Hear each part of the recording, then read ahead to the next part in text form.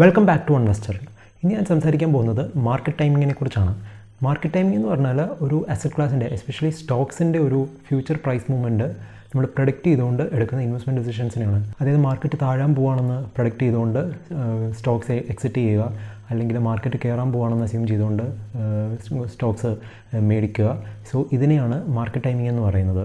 എല്ലാവർക്കും മാർക്കറ്റിൻ്റെ ഒരു ലോവസ്റ്റ് ലോയിൽ വാങ്ങിക്കാനും ഹയസ്റ്റ് കയ്യിൽ വിൽക്കാനുമാണ് താല്പര്യം. പക്ഷേ അതെന്ന് പറഞ്ഞാൽ ഓൾമോസ്റ്റ് ഇമ്പോസിബിൾ തന്നെയാണ്.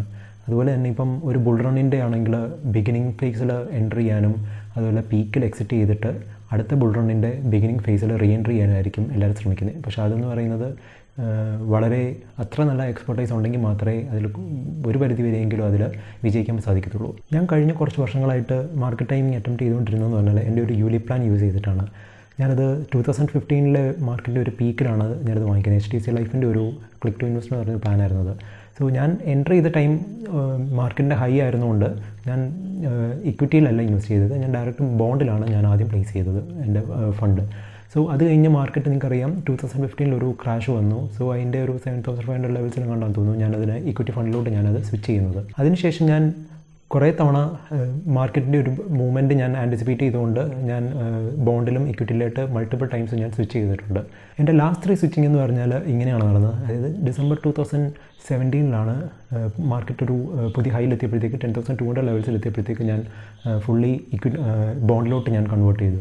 അത് കഴിഞ്ഞ് നിങ്ങൾക്കറിയാം ഒരു 2 മന്ത്സിൽ തന്നെ 1000 പോയിൻറ്റ് റാലിയാണ് നിഫ്റ്റിയിൽ വന്നത്.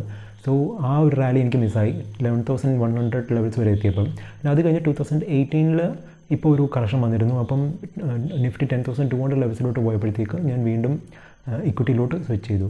അതായത് 2017 ഡിസംബറിൽ എക്സിറ്റ് അടിച്ച അതേ ലെവലിൽ തന്നെയാണ് ഞാൻ വീണ്ടും ഇപ്പം റീ എൻട്രി ചെയ്തിരിക്കുന്നത്. എന്നിട്ടൊരു 10,800 ലെവൽസിൽ മാർക്കറ്റ് വന്നപ്പോഴത്തേക്ക് ഞാനത് വീണ്ടും ബോണ്ടിലോട്ട് തന്നെ സ്വിച്ച് ചെയ്തു. എന്നിട്ടിപ്പോൾ ഇതാണ്ട് അതും കഴിഞ്ഞിട്ട് ഇപ്പം നിഫ്റ്റി ഒരു 500 പോയിൻറ്റ് റാലി വന്നിട്ട് ഇപ്പോൾ പുതിയ ലൈഫ് ടൈം ഹൈയിലാണ് ഇപ്പോൾ നിൽക്കുന്നത്.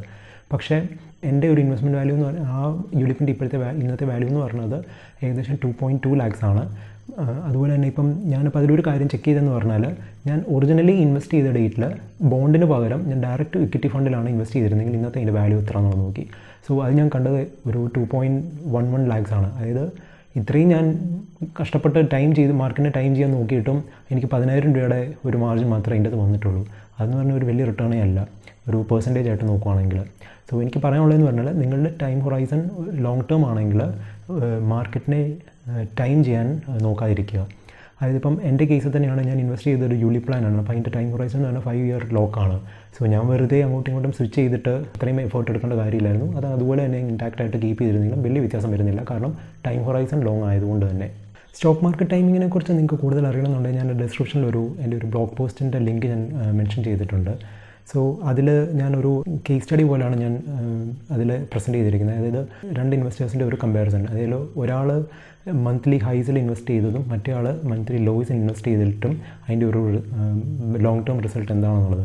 സോ നിങ്ങൾക്ക് കാണാം അതിൽ വലിയൊരു മാർജിൻ അതിൻ്റെ അകത്ത് ഡിഫറൻസ് വരുന്നില്ല.